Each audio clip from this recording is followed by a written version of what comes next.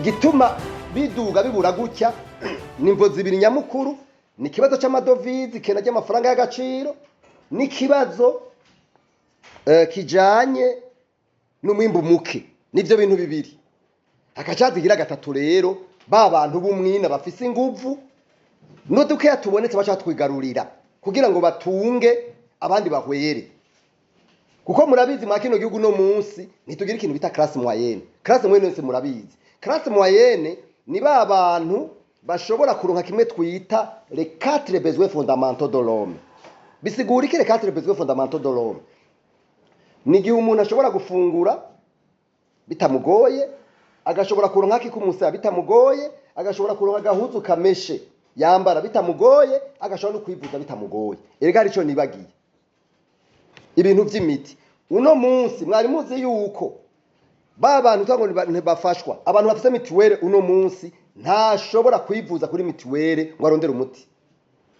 Ingingo ya 39 y'ibwizwa shingiro n'izindi ngingo nyinshi bimwe bita bimwe y'ama convention Burundi bwasinya buravuga neza duhere kuri ya pacte international relatif aux droits socio-économiques et culturels. Iravuga ivyo leta igomba gukora n'ingene igomba kubikora. Kirazira mu gihugu ko hari umuntu abaho adashobora kuronka ivyo akenera hari leta. Amasezerano igihugu casinye. Iyumvira abantu badagishobora kwivuza. Mwumva ivyo bintu bisha bigenda gute?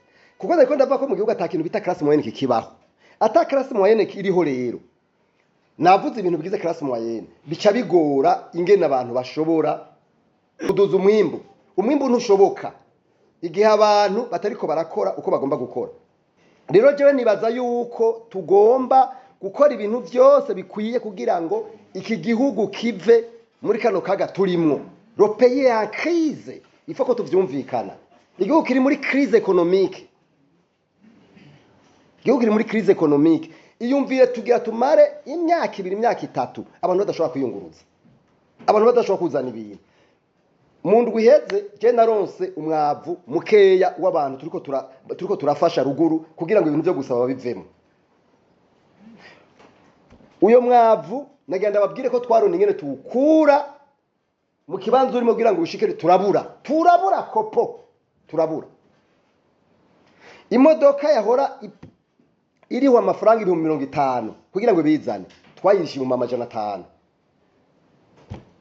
None mu ibintu byo genda gute? Nico gituma dusavye abashinga amateka nubu ndasubiye gusaba nibadufashe bumve yuko ibintu bitameze neza. Mwese ndisiri nta numwe bitagwibwira gwashike ngakire tuba ngaha hafa. Rero mu ncamake ibintu tubona byo ukogwa.